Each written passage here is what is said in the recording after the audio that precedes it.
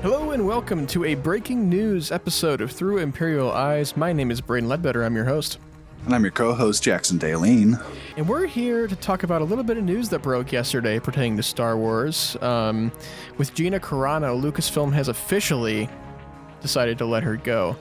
What do you gather from this, Jackson? So from everything that I've kind of read and just the research that I've done is that this is a decision that has been coming. This wasn't out of the blue. This was actually apparently the final straw. So I ultimately am not surprised by that. Actually, ultimately, I am surprised by this. I'm actually surprised that Disney made an executive decision like this. But I also think it's good that Disney and Lucasfilm are understanding that that kind of behavior is no longer allowed. Shouldn't have been allowed in the first place. Yeah, and I just think that this is something that should have been acted upon a long time ago, especially if you're representing a brand of any kind.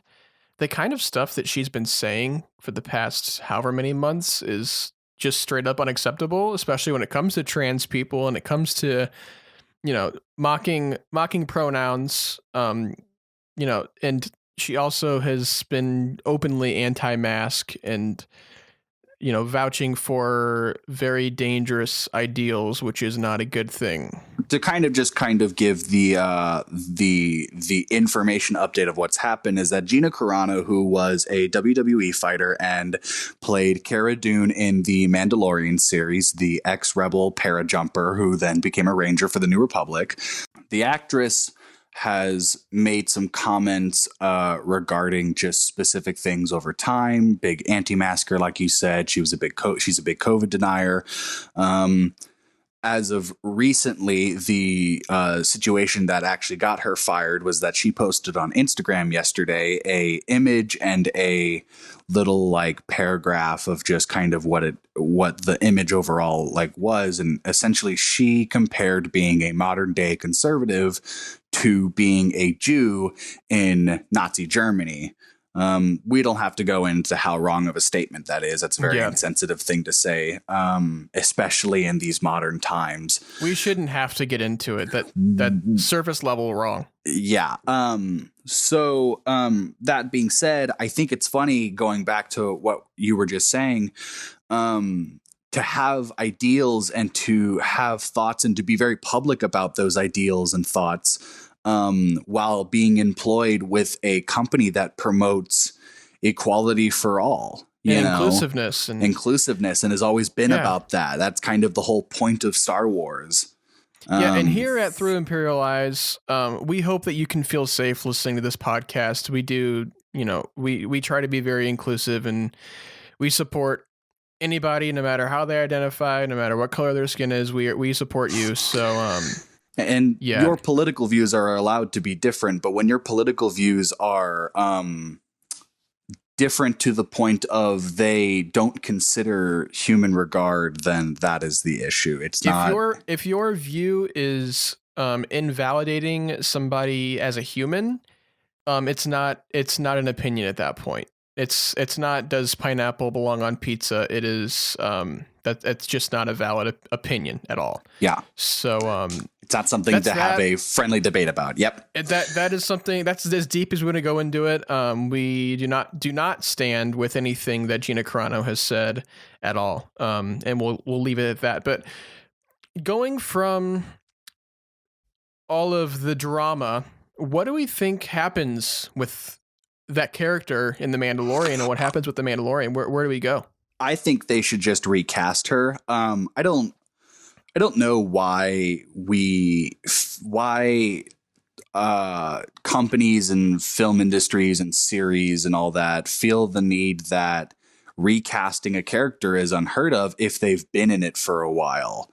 Or even if they've been in it. Like, I don't have a problem changing it up and putting a different face on it, because that's a character that doesn't need to be gotten rid of yet. Yeah, and I think that from the beginning, her character in The Mandalorian hasn't always been my favorite. And it's not even just, because Gina Carano is who she is. It's mostly, I don't think the performance for the character is extremely well done. And I just don't connect with her character very well. And that's just as a character, not even just because it's Gina Carano. Just as the Right. character, I don't connect with it very well. So I wouldn't be offended if, they just kind of dropped her out entirely. I know a lot of people really do like Cara Dune and like her character, but I think that there are ways to go about this to where you can write her out in a way that isn't just a name drop. Yeah, she died last year or something. There's Right. ways to do it to where it's not so lazy, I want to say.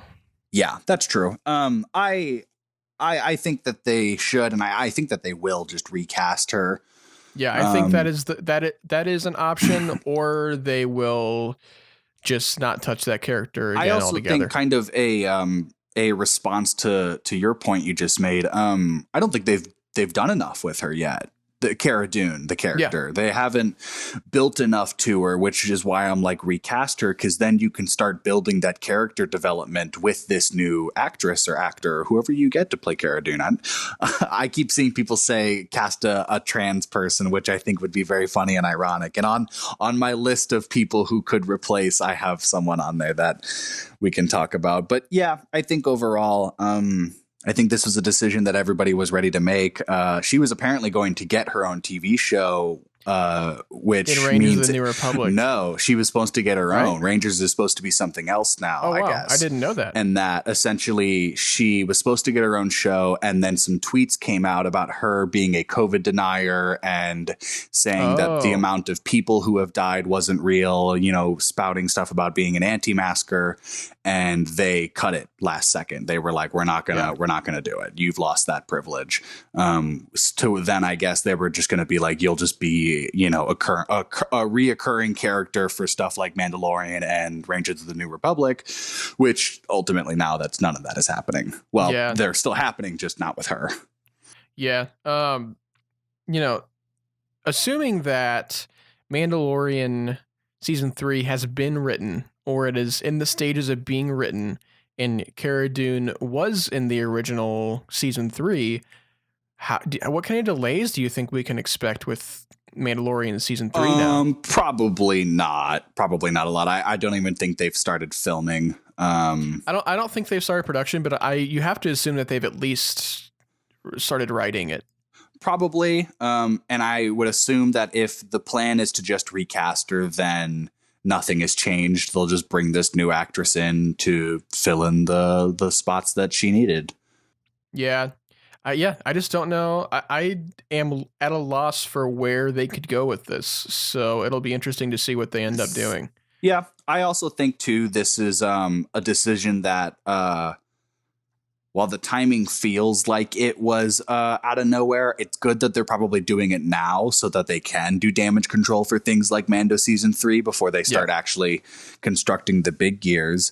Well, there were rumors that for a long time that they weren't releasing. They waited so long to release promotional material for Mandalorian season 2 because they were working on cutting more Cara Dune out of season 2, which I don't think was true. But there are a lot of rumors like that because that was around whenever she was, tweeting out all of the COVID denier, anti-mask stuff. Yeah, she's barely in season 2, so I wouldn't fully be surprised if that was actually the case. But even then, I don't know though. There's no said telling. And done. So if they do recast her, who would you want? Who would you think could embody that character best, and kind of being that rough and tough post-war soldier just trying to find their way, and now being a ranger and a lawman of the New Republic? Who is something that you think would fill those shoes? Yeah, I don't know. I didn't really come up with a list. I know you have a couple people. Why don't you go first? Then let me talk about my people. Yeah, go for it. So I'll just read down the list. My buddy Jordan mentioned Michelle Rodriguez, which I think is actually a very good choice. A little bit of a better actress, and it's just always been, tough and cool about that.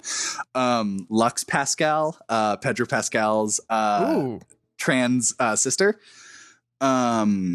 Lana Parrilla, who is someone I've seen. It was someone on Twitter. She was trending a bunch because she looked like Gina Carano, in the sense of if you wanted to try and keep that what's the word I want, that immersiveness of just kind of making you think that this is the character rather than them changing actresses. Yeah. The next is Mary Elizabeth Winstead. I just think she's someone who's able to kind of body that. I don't know if she's in the Star Wars movies at all. No, she's not in any of them. Which I'm kind of surprised, since she's big sci-fi actress and whatnot. My personal pick is Journey Smollett from. She played Black Canary in the Birds of Prey movie. Just big, tough, cool, just looks like she can punch through a wall and not care about it. And I think that's something that's kind of big with Cara Dune, is that she's this rough-em, tough-em, takes no BS from anybody kind of thing. Yeah. What would be kind of cool, I'm looking at just a list of different actresses right now. If you threw in somebody, she's a little older, but if you threw in somebody like Charlize Theron, that'd be cool. I have did I get her name right with this? Hold on. I'm going to go back just so I can confirm that I have this person's name right before I have Lucy Lawless on my list, who she played Xena Warrior Princess. She kind of looks like Gina Carano, but like she's also been like the stock like kick-ass woman of the 90s and whatnot. I think that she totally good. I don't necessarily care that if she's going to be a little older. I think if she's up for it and able to do so, go right ahead. I think that'd be cool. My pick is Journey Smollett from Birds of Prey. I think that she's kind of the best part of that movie. That I say that there was a lot of fun parts of that movie that I really enjoyed.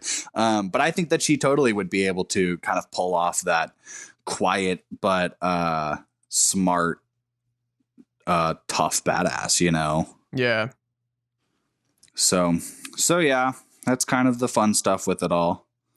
Yeah, and that is if they go the recast route. I don't know if they will. Because she's not as sacred of a character as someone like I just Princess think Leia. That they have built her up enough to recognize that she is of importance. That if they just off screen killed her off, it would feel like a forced move from having to deal with this decision. Whereas I think of recasting her as getting someone who can fill the same shoes that Gina Carano was hired to fill, and just continue as planned. I think Lucasfilm has too much planned to just do something like kill her off.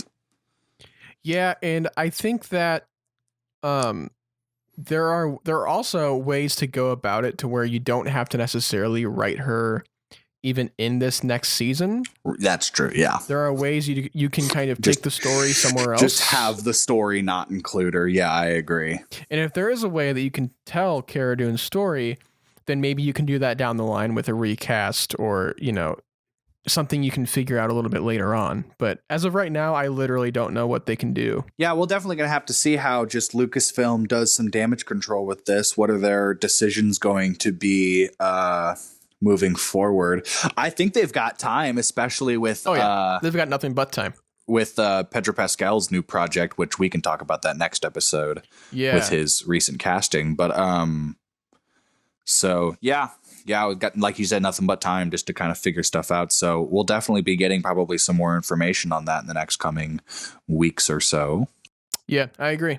Well, cool. I think that'll do it for this special breaking news episode of Through Imperial Eyes. We just wanted to cover that because it's all of the buzz right now in the Star Wars community, and we just wanted to give our thoughts on it in case anybody wanted us to address it. But we've kind of said everything that's already been said. But Jackson, where can they find you on your socials? You can find me on Twitter at QuacksonScaline. That's at QUACKSON, and Scaling like the triangle. And you can follow me on Instagram at my photography Instagram, which is Daleen, DALEEN_photography. Braydon, what about you?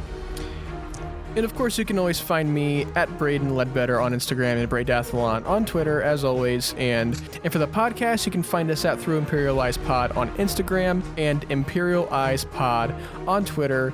And then for YouTube, you can search us up right there, where just Through Imperial Eyes Podcast will pop up if you search that. And also, please do not forget to leave a rating and review on Apple Podcasts. It really, really helps out the show. And make sure to follow us on Spotify. And also, if you have any questions that you would like us to answer, we are always taking questions on all of our social medias, and we cover questions on every Thursday main show.